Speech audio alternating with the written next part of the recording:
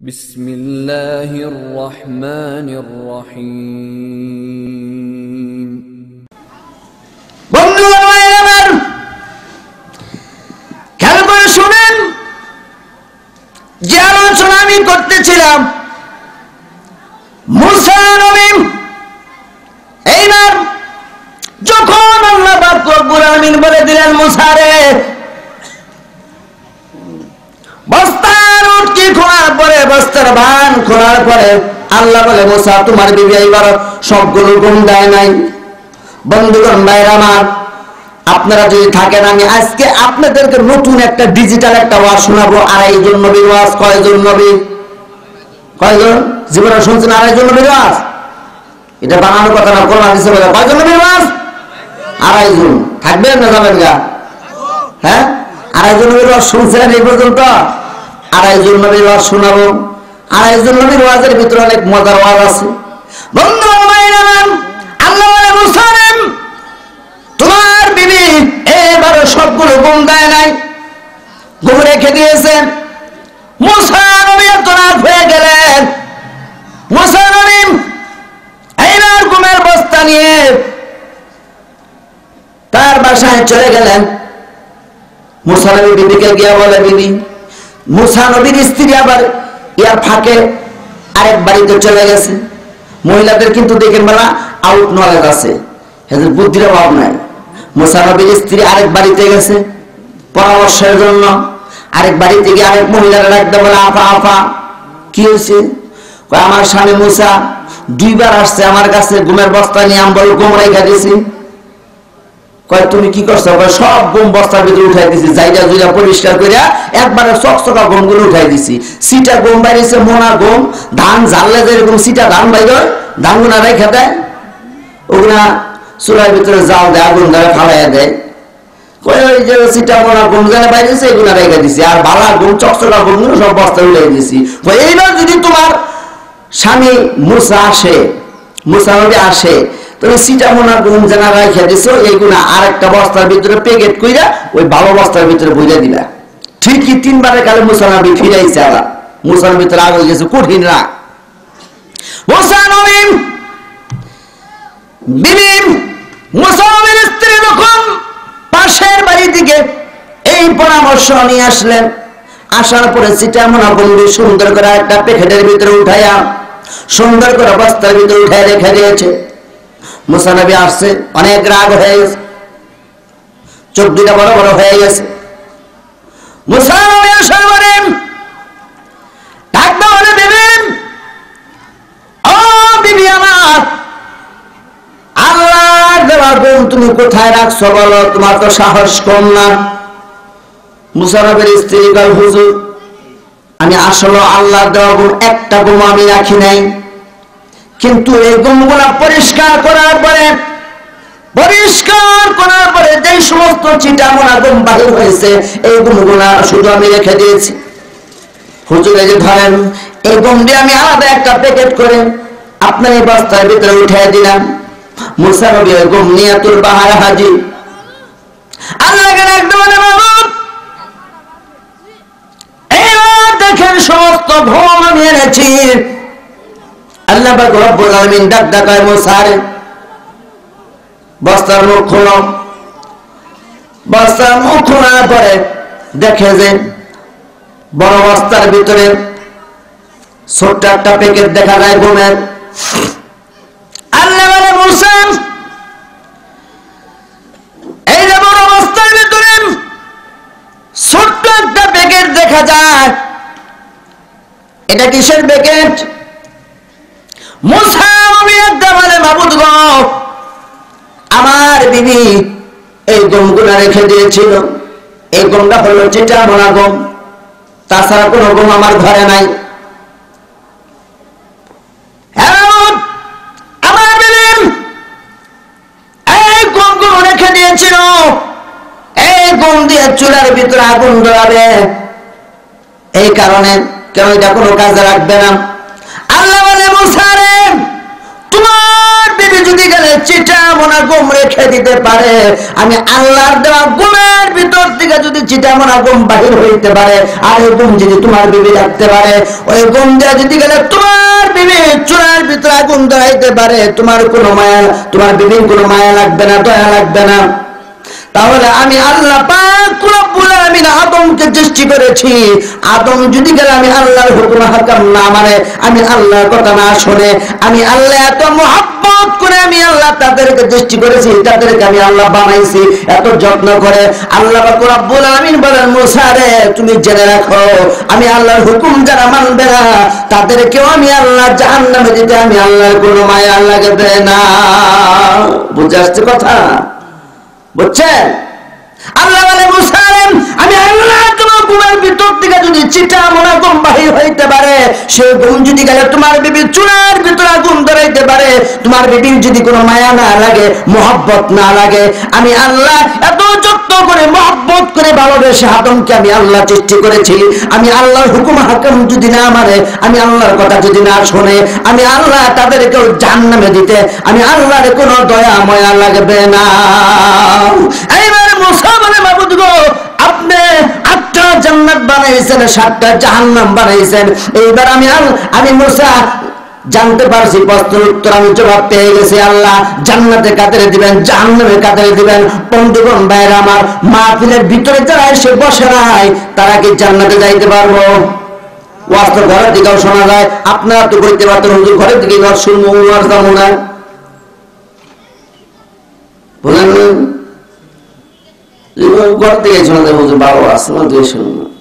আল্লাহর হুকুম যদি না মানেন কখনো আপনি জান্নাতে যেতে পারবেন না। সন্তান যদি মা বাবার কথা না শুনে, মা বাবা সন্তানকে ঠিক মতো জমি জমা ভাগ করে দেয় না, যে সন্তান একটা বাবার যদি গেলে 3টা সন্তান থাকে, এক সন্তান যদি গেলে মা বাবাকে বেশি মহব্বত করে ভালোবাসে, ওই সন্তানকে বেশি জমি জমা লিখে দিয়ে দেয়, গোপনে গোপনে দেয় না। হ্যাঁ, আল্লাহর সাথে প্রেম করতে হবে গোপনে গোপনে। কিভাবে? গোপনে প্রেম করতে হবে। কখন গোপনে প্রেম করবেন? বন্ধুগণ ভাইরা আমার, 5 ওয়াক্ত নামাজ পড়তে হবে, নবীর তরিকা মেনে চলতে হবে, নবীর সুন্নাত আমল করতে হবে, নবীকে মহব্বত করতে হবে, নবীকে ভালোবাসতে হবে। বন্ধুগণ ভাইরা আমার, রাত্রি যখন গভীর হয়ে যাবে, গভীর রাত্রি তার মানে 2টা 2:30 যখন বাজে, তখন আপনি আরামের ঘুম ছেড়ে দিয়ে, আরামের বিছানা ছেড়ে দিয়া, ওযু করিয়া, তাহাজ্জুদের নামাজ পড়িয়া, এক ফোঁটা চোখের পানি ফেলাইয়া আল্লাহর দরবারে হাত বাড়িয়ে যাবেন। ফাতাহাজ্জাতু বিহি নাফিলাতাল লাক আসা আইয়াবাসাকা রাব্বুকা মাকামান মাহমুদা আকুর রাব্বি আদখিলনি মুদখালা সিদকি ওয়া খুরিজনি মুখরাজা সিদকি ওয়াজআলনি মিন লাদুকা সুলতানান নাসীরা। বন্ধুগণ ভাইরা, রাত্রি যখন গভীর হয়ে যায়, রাত্রি গভীরের ভিতরে আরামের বিছানা ছেড়ে দিয়ে, আরামের ঘুমকে হারাম করে, ঠান্ডা পানি দিয়ে শীতের ভিতরে ওযু করিয়া আপনি তাহাজ্জুদ নামাজ পড়ে এক ফোঁটা চোখের পানি ছেড়ে দিয়ে আল্লাহর দরবারে হাত বাড়াইয়া আল্লাহর দরবারে চাইতে দেরি। আল্লাহ পাক রব্বুল আলামিন বলেন, বান্দা তোমার কি দরকার চাও, আমি আল্লাহর কাছে চাইতে দেরি, আমি আল্লাহ তোমার চাহিদা পুরা করতে দেরি করবো না। চলে যাবো সুবহানাল্লাহ। হুজুর যে কি কয় আজকে, কি ওয়াজ, তাহাজ্জুদ নামাজ বলে, ফজর নামাজ পড়ি না হুজুর, মাগরিব পড়ি না, এশা পড়ি না, যোহর পড়ি না, তাহাজ্জুদ নামাজ। তাহাজ্জুদ নামাজ ছাড়া কিন্তু আল্লাহর সাথে প্রেম হবে না, আল্লাহর সাথে বন্ধুত্ব হবে না। অবশ্যই অবশ্যই আমাদের 5 ওয়াক্ত নামাজ পড়তে হবে, তারপরে তাহাজ্জুদ নামাজ অবশ্যই পড়তে হবে। বন্ধুগণ ভাইরা আমার, লোকজন চলে গেছে, আমার ওয়াজ ভালো লাগতেছে ভাই, শেষ করে দিবে, আমি এখন আর ওয়াজ বাড়াবো না। আমি যদি কখনো কোনো দিন যদি আপনাদের সামনে আল্লাহ আমি ওয়াজ করি 3 থেকে 4 ঘন্টা, কয় ঘন্টা? 3-4 ঘন্টা। আর নবীর ওয়াজ শেষ করতে কম করে 1 ঘন্টা লাগবে, কম করে। আর যে 2টা আয়াত আমি তেলাওয়াত করেছি, আলা ইন্না আউলিয়া আল্লাহি লা খাউফুন আলাইহিম ওয়া লা হুম ইয়াহজানুন, এটার কোনো কথাই বলি নাকি আমি, ওমা খালাকতুল জিন্না ওয়াল ইনসা ইল্লা লিয়াবুদুন, এই আয়াতের কথা আমি শেষ করি নাই। আমি ইনশাআল্লাহ আরেকদিন আপনাদেরকে শোনাবো। বন্ধুগণ ভাইরা আমার, সংক্ষিপ্ত মুসলিম শরীফের একটা হাদিস আপনার গুরুত্ব সহকারে শোনেন। সেটা হলো সহিহ হাদিস, একদম সহিহ হাদিস মুসলিম শরীফের ভিতরে আসছে। একটা লোক অনেক টাকার মালিক, বুঝতে পারছেন, কোটি কোটি টাকার মালিক, কিন্তু লোকটা ইবাদত বন্দেগী ঠিক মতো করে না। লোকটা উনি প্রতিদিন একটা করে রুটি খায় সারাদিনে। আমরা 3 বেলা খাই, তারপরেও অনেক 3 বেলা খাওয়ার পরেও খাই, 4 বার 5 বারও খাই হিসাব ছাড়া। ওই লোকটা দিনের মধ্যে একবার খায়। কয়বার? দিনের মধ্যে একবার। তো ওই লোকটার বিবি, ওই লোকটার একটা ছেলে আর একটা দাসী আছে, ওনার কাজ করে আর কি। সমস্ত লোকেরই তার বিবিকে, তার ছেলেকে, তার দাসীকে একটা করে রুটি খাওয়ায়। কথাটা খেয়াল করে, একটা করে রুটি খাওয়ায়। তো উনি একদিন বলতেছে, শীতের দিন তো সকাল 10টার সময় 9টার সময় রোদ্রে উঠে, তখন রোদ্রের মধ্যে দাঁড়াইলে পরে শরীরটা অনেক ভালো লাগে না? মিষ্টি মিষ্টি লাগে। তখন ওনার বিবিকে বলতেছে, বিবি তুমি একটা কাজ করো, আমার জন্য আজকে একটা রুটি সুন্দর করে ভাজি করো, 2 টুকরা গোস্ত ভুনা করো, 2 টুকরা গোস্ত ভুনা করো। ওনার বিবি দাসীকে বলছে, দাসী 2 টুকরা গোস্ত সুন্দর করে ভুনা করছে, একটা রুটি ভাজি করছে। তো উনি শীতের দিন, শীতের ভিতরে 10টা বাজে, 10:30 বাজে, এই টাইমে ঘরের দুয়ারে বসে রোদ্রের মধ্যে একটা রুটি কেবল একটু ছিঁড়া, 1 টুকরা গোস্ত একটু ছিঁড়া 1 লোকমা মুখে দিছে। এই সময় পিছন থেকে একটা কাক আইসা প্লেটের মধ্যে যে রুটি ছিল হাত দিয়ে রুটি ছিঁড়ছে, ছিঁড়া একটু হাতে নিছে আর সম্পূর্ণ রুটি প্লেটের ভিতরে রাখছে। এটা কিন্তু মুসলিম শরীফের সহিহ হাদিস, খেয়াল করলেন। পিছনে যে প্লেটের ভিতরে যে রুটি ছিল, ওই রুটি কাক নিয়ে উড়ার বাইরে যাইতেছে। উনি মনে মনে ভাবলেন, আমার বিবি এত বছর ধরে বিয়া করছি, আমার বউ তারা দিয়ে সারাদিন একটা রুটি খাবার নিয়ে এত পরিশ্রম করে, আমার ছেলের একটা রুটি খাবার দেয়, আমার দাসীর একটা রুটি খাবার দেয়, আমি নিজে খাই একটা রুটি। কাকের চিনি না, হুনি না, আত্মীয় স্বজন না, এরা রুটি পরাই রুটি নিয়ে যাবো গা, একটা রুটি ছিঁড়ে একটু খাইছি, আমার জীবন থাকতে কাকের রুটি নিয়ে যাওয়ার দিব না। কাক তো রুটি নিয়ে উড়াল বেড়ে যায়, ওই লোকটা উড়াল পারতে পারে না, খাওয়া দাওয়া বাদ দিয়া কাকের পিছনে দুই, কাক যায় উপর দিয়া, ওই লোক যায় নিচ দিয়া। কাক তো যাইতেছে আর খালি কাকা বলতেছে, রুটি তো পা দিয়া ধরছে চেঙে দিয়া। ওই লোক কয়, কাক আমার রুটি দিয়ে যা, কাক আমার রুটি দিয়ে যা। কাক কি রুটি দিয়ে যাব? কি মনে দিয়ে যাব? বন্ধুগণ আমার, আল্লাহ পাক রব্বুল আলামিনের খেলা নদীর, খেয়াল করে দেখবেন নদীর বিশাল বড় যমুনা নদী, নদীর এই পাশে ব্যাঙ্গে একবারে কি হয়ে গেছে, গভীর হয়ে গেছে, অতল সাগর হয়ে গেছে। আবার ওই পাশে চর উঠে গেছে, নদীর কুল ভাঙ্গে অকুল করে, এই তো নদীর খেলা। এটা ভুল কথা, নদীর কুল ভাঙ্গে অকুল করে, এই তো আল্লাহর খেলা। সকাল বেলা দড়িরে তুই ভোকে সন্ধ্যা বেলা, খেয়াল করবেন আল্লাহ পাক রব্বুল আলামিন কাক তো উড়াল পেরে 1 কিলো না 2 কিলো চলে গেছে, ওই লোক 2 কিলো চলে গেছে পিছনে পিছনে। কাকে রুটি দিব নাকি আরো? কাক রুটি দিয়ে যা। কাক 2 কিলো যাওয়ার পরে দেখে সামনে বিশাল বড় একটা সাগর। কাক তো সাগরের এই পারে দিকে ওই পারে চলে গেছে। ওই লোক কি সাগরের এই পারে দিকে ওই পারে যেতে পারবো? নৌকা নৌকা কিছু নাই, সব কিছু ছাড়া। হায় হায়, সাগরের এপার দ্বারা বাবা সাগর নামলে মাছে খাই, নাকি কুমিরে খায়, নদীর এপার খাওয়াইছে চুপ করে, খুব চিন্তায় আছে। রুটি নিয়ে গেলে কাক তো নদীর এপার থেকে ওই পারে যায়, গাছের ডাইলের মধ্যে বসে রুটি খায় আর কাকা করে। আর ওই লোকের মুহি তাকাইছে, ওই লোকের মুহি তাকায় তাকায় কাকা করে। এখন ওই লোক মনে মনে ভাবলেন, কাক রুটি দিলি না, যা রুটিটা তোর জীবনের বিনিময়ে সদকা দিয়ে দিলাম। কি কয়?